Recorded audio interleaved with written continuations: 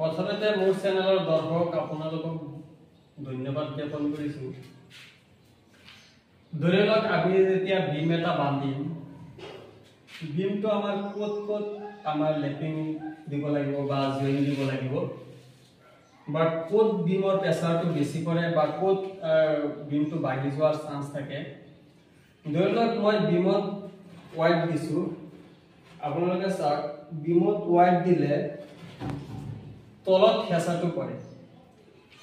ধৰি লওক এইটো এটা কলম আছে, এইটো আৰু এটা কলম আছে, এই দুটা কলমৰ মাজত আপোনালোকে তিনটা ভাগ কৰি ল'ব, L3 আপোনালোকে ডিভাইড কৰি ল'ব। তিনটা ভাগ কৰি যিটো মাজৰ ভাগটো থাকিব, সেই মাজৰ ভাগটোত আপোনালোকে এক্সট্ৰা বাৰ দুটা যে দিব, এক্সট্ৰা বাৰ দুটা আপোনালোকে তলত দি দিব। বিমটো যেতিয়া লোড ল'ব তেতিয়া আপোনাৰ তলৰ ফালে প্ৰেছাৰটো বেছি পৰিব। আমি যেতিয়া ইয়াত লোডটো দিম তেতিয়া চাব কলমৰ গুৰটোত, কলমৰ জেগাত আপোনাৰ ওপৰৰ ফালে প্ৰেছাৰটো লৈছে। আপোনালোকে চাওক ওপৰৰ ফালে প্ৰেছাৰটো লৈছে, সেইটো কাৰণে কলমৰ গুৰত যিটো আপোনাৰ এই কলমৰ ভাগটো আপোনালোকে ওপৰৰ অংশত এক্সট্ৰা বাৰ দুটা দিব।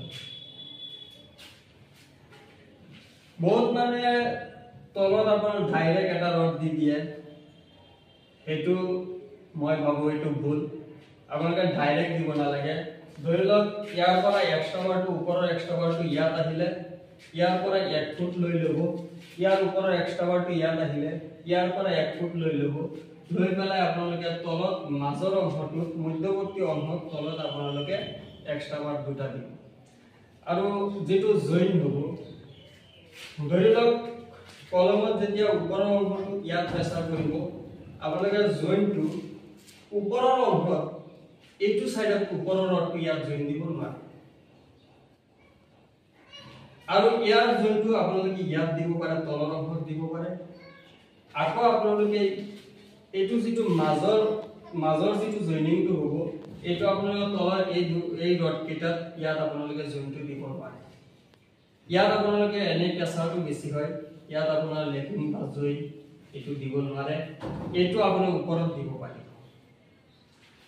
আৰু যদি আপোনালোকে ভাবে যে নহয় জইনটো ইয়াত কৰিছে বা ৰডটো মূৰটো ইয়াত আছে, ধৰি লওক ৰড এটা আহিলে ইয়াত আহি শেষ হৈ গ'ল, ইয়াত জইনটো দিব লাগে, তেতিয়াহ'লে আপোনালোকে কি কৰিব, পুষ্টৰ সাইডত ৰডটো কাটি ৰডটো পেলাই দি পেলাই জইনটো আপোনালোকে পুষ্টত দিব পাৰে।